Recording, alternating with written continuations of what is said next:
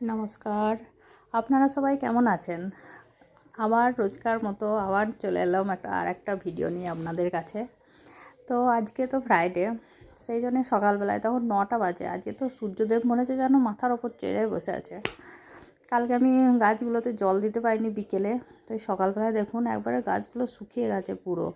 অপরাজিতা ফুল গাছটা তো পুরো শুকিয়ে গেছে, ফুলগুলোও ঠিকভাবে ফোটেনি, সাদা ফুলটাও পুরো বড় হয়ে ফোটে, সব জড়িয়ে জড়িয়ে আছে মনে হচ্ছে, জল দেওয়া হয়নি তাই। আর রোদ্দুর তো সেই সকালবেলা থেকে এত রোদ্দুর বাপরে, খুব জোর।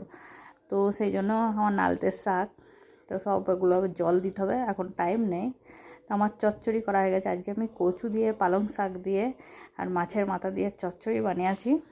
আর এদিকে ডাঁটা দিয়ে, মাছ দিয়ে, আলু দিয়ে আমি ঝোল করব। তো মাছের ঝোলটা আমি পেঁয়াজ দেবো না, শুদ্ধ রসুন কুচি আর টমেটো কুচি আর জিরে আদা বাটাটা তো অবশ্যই দিতেই হবে। তা ওটা দিয়ে তো ডাঁটাটা ভেজে নিলাম, তারপরে এটা আলুটা ফোড়নটা, রসুন ফোড়ন আর 5 ফোড়ন আর শুকনো লঙ্কা ভেজে দিয়ে তারপরে এগুলো বাস নেড়ে দিলাম। আর সর্ষে বাটা তো একটু চাই, তো না হলে হবে না। তো এবার হয়ে গেছে, ওটা মশলা করে ফুটতে দিয়েছিলাম। তো দেখুন হয়ে গেছে আমার ঝোল। মাছ দিয়ে দিয়েছি, মাছ এটা কাটা মাছ ছিল।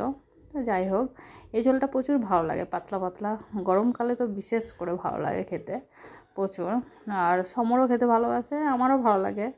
আর সামান্য তো মাছ থাকলে আর কোনো ব্যাপারই নয়। তো বাস সেই জন্য মাছের ঝোল। আমার ভাত হয়ে গেছে, এবার ভাতটা আগে ফ্যান ঝরিয়ে দেবো, তাহলেই হয়ে যাবে। আমি কুকারেই ভাত করি বেশিরভাগই, কিন্তু তাও ফ্যান ঝরাই। সামান্য এবার ওপরে আছে, ঝোল রেডি, পড়াই করছে, দেখলাম। চলুন, বাই।